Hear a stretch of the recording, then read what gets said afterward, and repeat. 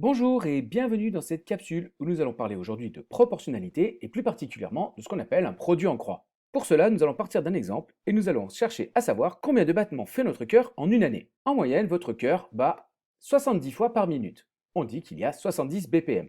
Alors si on cherche combien de battements cela représente en une seconde, on va diviser cette valeur par 60 pour passer des battements par minute au nombre de battements par seconde.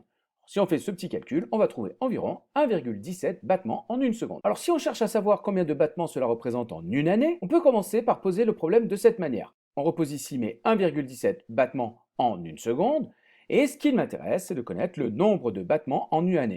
On remarquera ici la disposition des données sous la forme suivante. Les nombres de battements cardiaques sont en colonne ici et les durées sont en colonne ici. Alors il est important de veiller à ce que les unités soient les mêmes. Ici j'ai un nombre de battements de cœur. Par contre ici j'ai des secondes et là des années. Alors on va commencer par convertir les années en secondes pour être cohérent au niveau des unités. Comment faire cette conversion? Une année c'est 365 jours. Une journée contient 24 heures. Et chaque heure contient 3600 secondes. Si on réalise ce calcul, on en déduit qu'une année comporte 31 536 000 secondes. Donc reprenons notre problème. On sait que le cœur bat en moyenne 1,17 fois chaque seconde.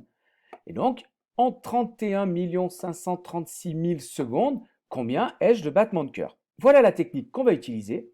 Les données qui sont diamétralement opposées ici dans ce tableau, nous allons commencer par les multiplier, soit 1,17 fois 31 536 000. On a donc multiplié ces deux données diamétralement opposées, et pour finir notre produit en croix, on va diviser par la dernière donnée dont nous disposons, c'est-à-dire ici une seconde.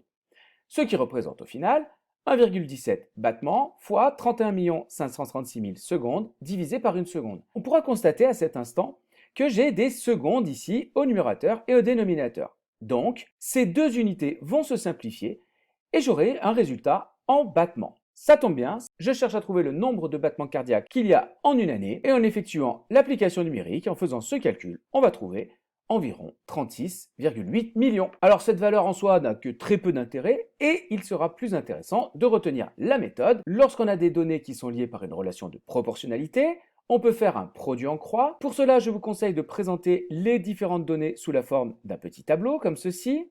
Les données de même nature, on les met en colonne. On avait un nombre de battements et sur cette colonne, on avait des durées dans la même unité en secondes. Si on cherche à déterminer cette valeur, la technique consiste à multiplier entre elles les deux valeurs ici qui sont diamétralement opposées et ensuite de diviser par la dernière valeur. Ce qui représente pour nous, si je cherche la valeur de carré 2 ici, je vais multiplier carré 1 par étoile 2 et je vais diviser le tout par étoile 1. Et cela me donnera la valeur que je cherche, à savoir carré 2. Voilà, j'espère que vous en savez un petit peu plus sur le produit en croix. Il ne me reste plus qu'à vous dire à plus en classe.